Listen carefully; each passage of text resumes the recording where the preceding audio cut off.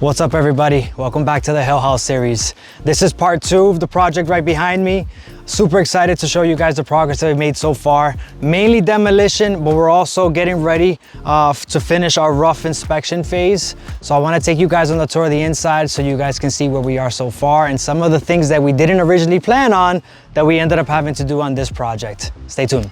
As we're walking in through the first door, one of the first things that you guys are going to notice is our kitchen is completely gutted. We weren't originally planning on gutting all of the walls. We were just gonna take down the cabinets, redo the cabinets, and redo the hardwood floors.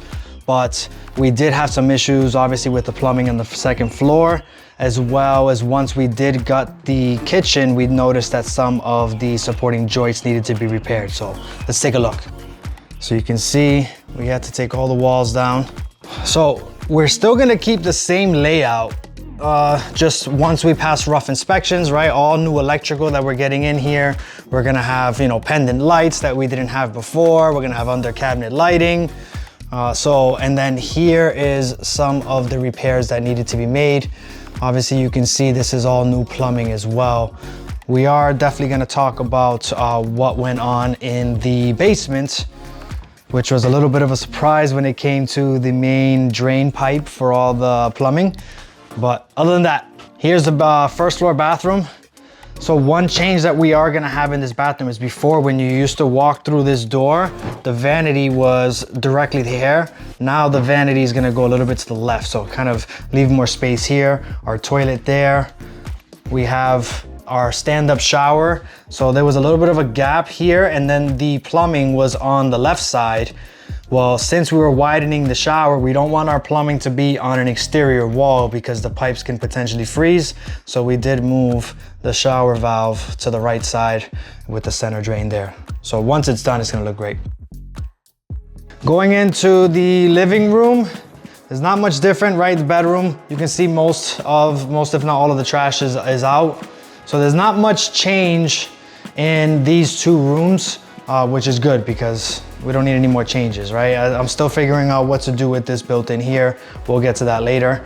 But let's take a look upstairs. You can see some of the changes that we had to do downstairs, and then I'll show you guys an update on what went down in the basement.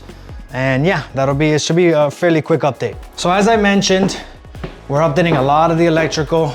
The walls in here never looked good, so we're always planning on taking down those walls. But we did end up having to open up the ceilings here in both of these bedrooms so the electrician can get up and run his wiring through the attic as well. And then the bathroom, we didn't end up having to destroy the bathroom. However, we just obviously, gonna replace that. But we did notice that the leak was coming from the main drain pipe that went all the way down to the basement and through the ground and into the city. So what we ended up having to do was break up the concrete so that way they can replace that. Instead of cast iron, it's all new PVC, all new plumbing. So let's actually go take a look at that. Like I mentioned, be a fairly quick update.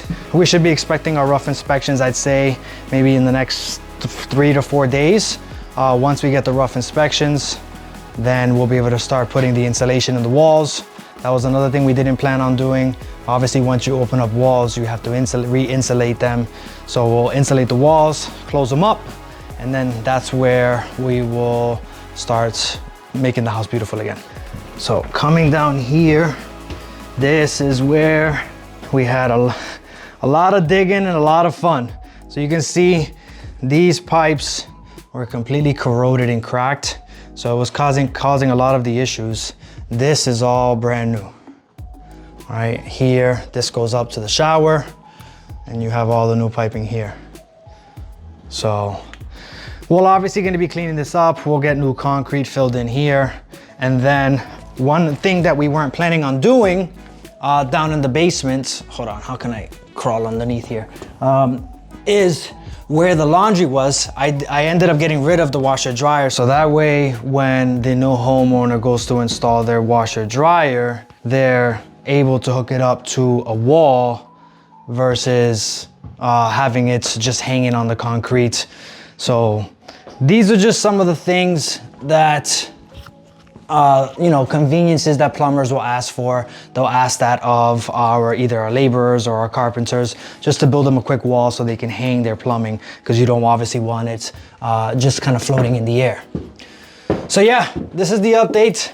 You know, as I mentioned earlier, we did expect to be further along. We were planning on, if I remember from the first part of this series, I did talk about having this completely wrapped up in roughly 75 to 85 days.